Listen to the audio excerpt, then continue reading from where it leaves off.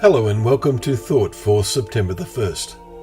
Our readings are 2 Kings chapter 6, Lamentations 2, and 1 Corinthians chapter 15. And our thought is, His grace toward me was not in vain. Paul expresses himself from his heart in the above words.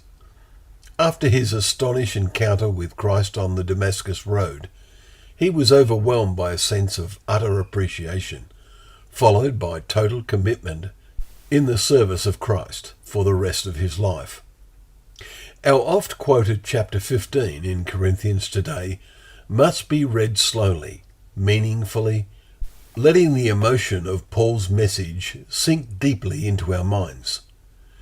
If there is no hope of resurrection, then it cannot be true that Christ was raised, and if Christ be not raised, your faith is futile, as he says in verse 17. All around them in Corinth, in this vibrantly worldly Greek city, people were sure they had immortal souls, and that the body was of no value. Many found it impossible to accept the teaching of the resurrection of the body, as we read in verse 12. The same had happened in Athens. Read Acts 17, verse 32. Today, all around us, most humanly inspired intellectuals scoff at belief in a creator.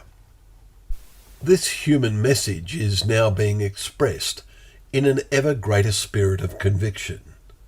Is it affecting us? Is it undermining our convictions?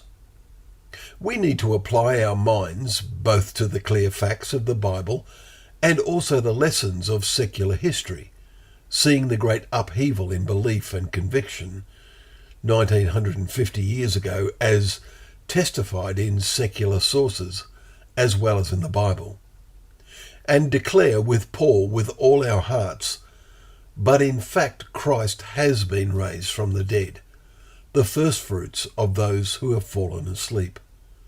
For as by man came death, by man has come also the resurrection of the dead. Verses 20 to 21. And true faithful believers like Paul will one day bear the image of the man from heaven, we read in verse 49.